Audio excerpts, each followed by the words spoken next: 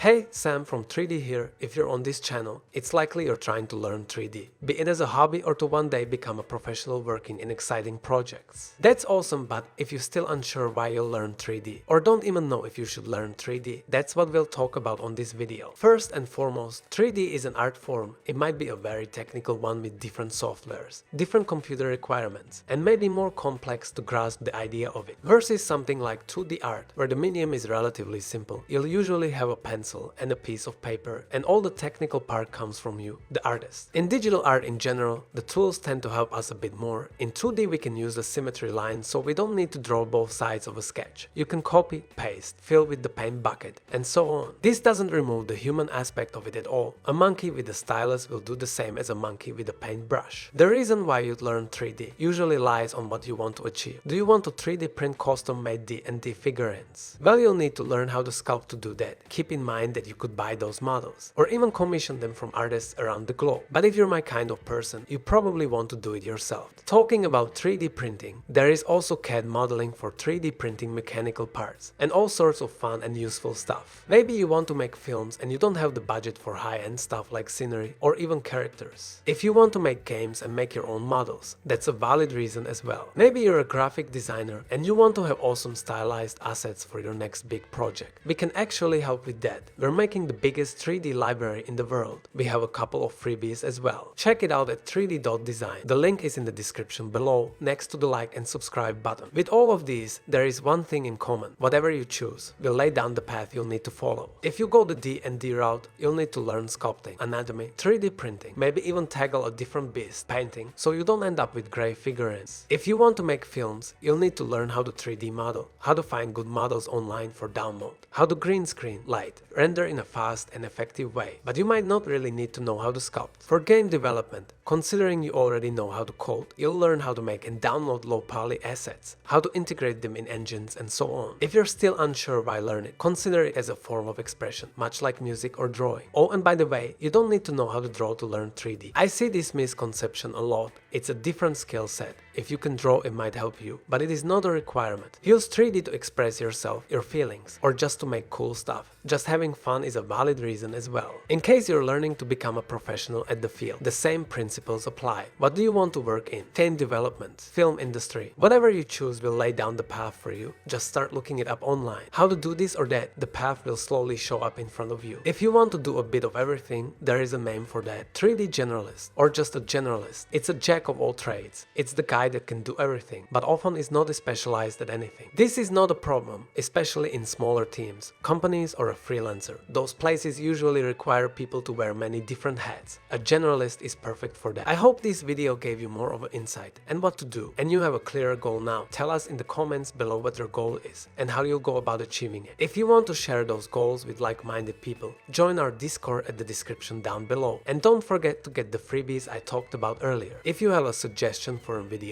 leave a comment as well. I'll see you on the next one. Bye.